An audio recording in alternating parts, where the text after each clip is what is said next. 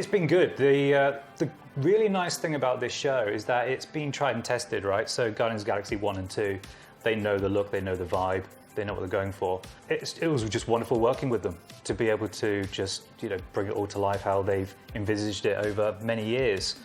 So the process of us getting involved was very smooth. It was a nice project to work on. We had a really lovely client on the Marvel side as well. The team was really close-knit. You could tell they've worked with each other before, and it just made everything really easy for us. The transition was really nice from the previous show to this one. So we did 147 shots we brought to final. A few more that we obviously worked up but then didn't make the final cut. It's always the nature of the beast. So we had a couple of sequences. Some of it involved, which we absolutely loved, was the new Groot, quite stocky. Just discovered the gym. That's right, sure. He's pretty big now. So that was one of the key things. Now, this is a shared asset with other vendors. It was so new to what we definitely in Rise London had done. It was just great to be able to see some of our CG artists especially, who usually, they have their department, lighting for example, and they're going down that avenue and it's more strict. Being able to branch out and do more look dev stuff, people have been asking, can I have shots like this? And we were able to, fulfill that for them in this project, which was really nice to see people, broadening their skill sets. Yeah. Whenever you hear a shared asset, it doesn't mean that you just bring it in and start working with it. You've got to have a real kick-ass team to implement that, to rig that character, because each facility have their own sort of rigging setups, which is bespoke to them. However, the way the character moves, the weight he has, that's something that you just can't share. You've just got to eyeball it and match with that. So there's a lot of checking references and doing rounds and sharing with the clients and talking things through. So it's the most challenging but the most rewarding at the same time. We've seen that he's now stockier and bigger.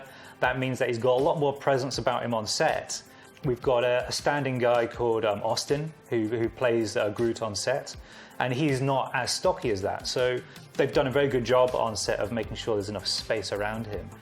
But still, his weight compared to Groot's weight is different, especially because the limbs aren't going to be as fluid either, being made out of wood. It was all about just trying to get the right references, to get the weight in because he's so big. So that was a really nice one. It was set inside a building, which is also like a spaceship, I believe, is kind of it. And the asset we were using was the arete. So this is a part set extension of topping up the interior from set, which is like this red cubed inner sanctum for this bad guy High Evo. So on set, they have those cubes up to probably about 20 feet, maybe a little bit less than that. And then we need to extend that up. And then thanks to the fantastic CG team we have, it's taken that and then running with it and sort of making a few changes to make it work for the shots that we have. I think what surprised me was how simple it looks, but how complex it is. Yeah. It's just one of those things where it's like I've done so many set extensions and top-ups of environments, 2D and 3D. This is all heavy in 3D. And they always have their own sort of unique natural things which work and what doesn't work until you put the time in.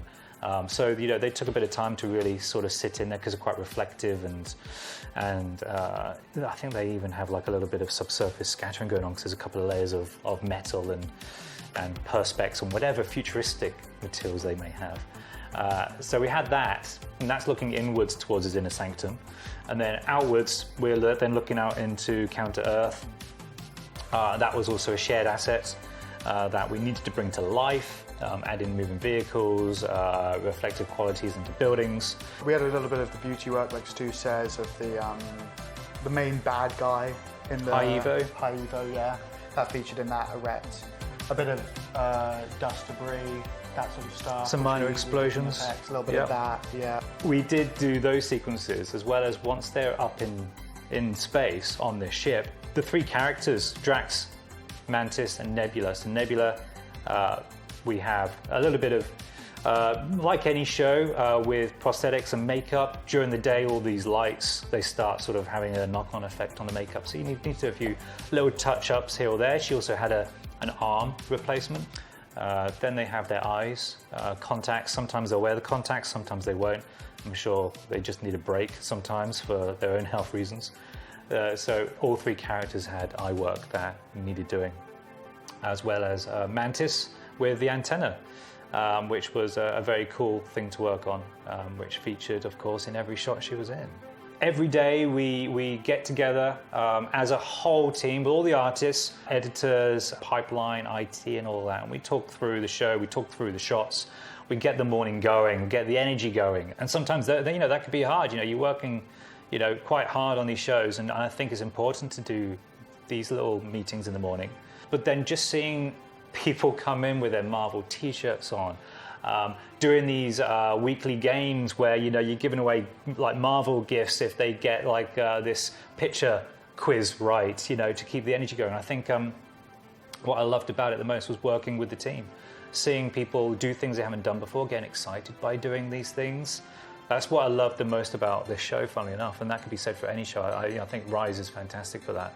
The team that you work with, that they allow you to sort of develop and continue working with is fantastic. They've not just done their 9 to 5, 9 to 6. They put their heart and soul into it. They're creative. They give it something more than what you're asking. And there's a lot going into this answer, but it's a wonderful thing at the end of a show to see what everyone's put into it, and to be thankful for it. I think, that is a full answer, but without all of those elements that you've just listed, you couldn't get that end result. Mm-hmm. You just take what I've just said and then just sort of round it up as yours.